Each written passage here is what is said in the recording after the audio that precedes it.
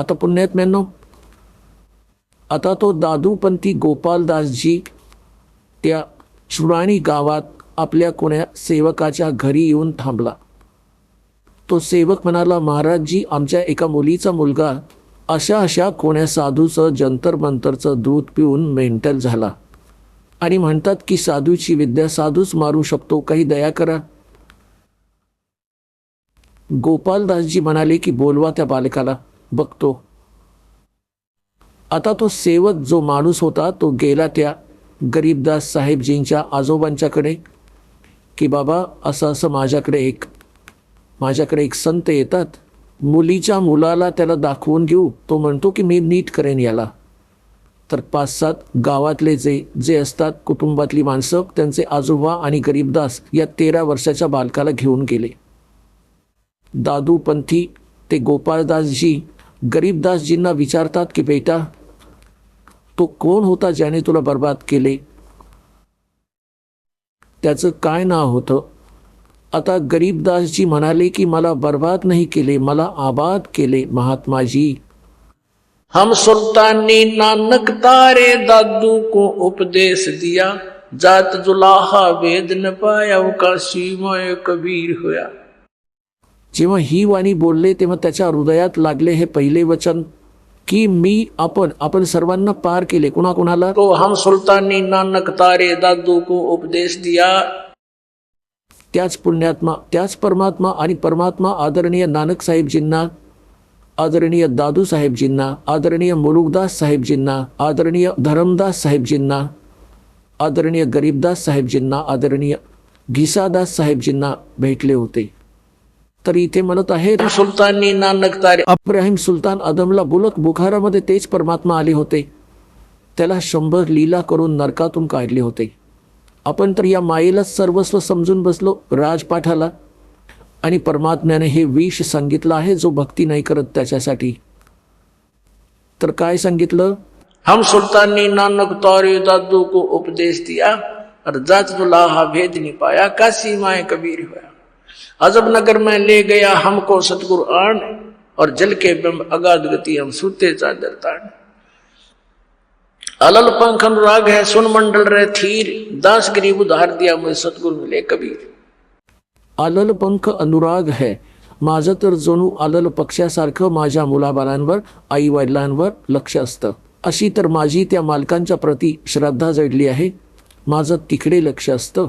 आणि मला सद्गुरू कबीर साहेब भेटले, ते तिथे वर राहतात, सतलोकात सचखंडात राहतात. डोळ्यांनी पाहिलेलं सांगितलं गरीबदास साहेबजींनी, हे दादू साहेबांनी सांगितलं. आता ते बाबाजी बघू लागले, ते म्हणाले गावकऱ्यांनो, हा वेडा नाही, वेडे तर तुम्ही आहात. हा तर अमृतवाणी बोलत आहे, निज स्थानाची निज वचने सांगत आहे, परमात्म्याची अमर वचने. त्या 60 वर्षांच्या महात्म्याने 13 वर्षांच्या मुलासमक्ष हात जोडून म्हणाले की महाराज, ही वाणी लिहून ठेवा, कलियुगात कामी येईल.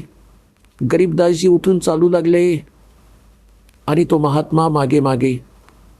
त्यांना तर माहीत होतं की संत परमात्मा न जाणू कधी कुणावर कृपा करतील आणि कुणाला त्यांचं ज्ञान देतील. त्याच्या मागे मागे महाराज लिहून ठेवा.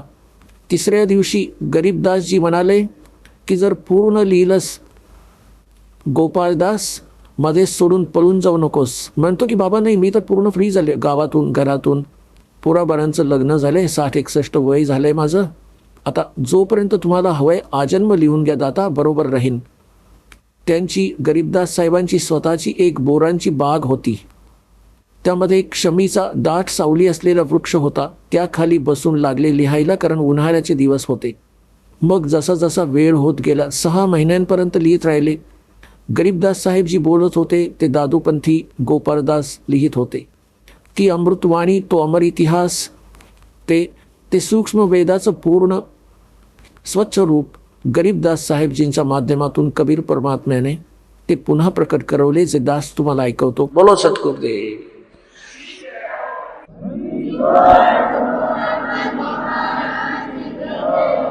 आपण ऐकत होता जगद्गुरु तत्वदर्शी संत रामपालजी महाराज यांचे मंगल प्रवचन, ज्यांच्या शुभ आशीर्वादाने संपूर्ण विश्वामध्ये 500 पेक्षा जास्त नामदीक्षा केंद्र आहेत जिथे निशुल्क नामदीक्षा दिली जाते.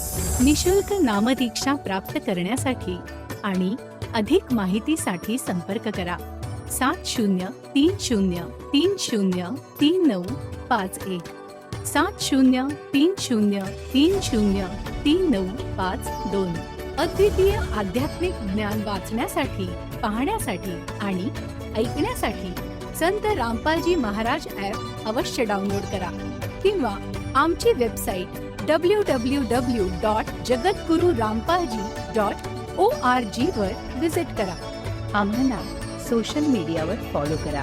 सर्व पवित्र धर्मांच्या पवित्र शास्त्रांवर आधारित प्रमाणित अनमोल पुस्तक ज्ञानगंगा किंवा जगण्याचा मार्ग यापैकी कोणतेही एक पुस्तक निशुल्क मागवण्यासाठी आपण आम्हाला आपले पूर्ण नाव, पूर्ण पत्ता, पिनकोड आणि फोन नंबर सह लिहून 7030303951 किंवा 7030303952 या नंबरवर SMS करू शकता किंवा 7030303950 या नंबरवर व्हॉट्सअप देखील करू शकता.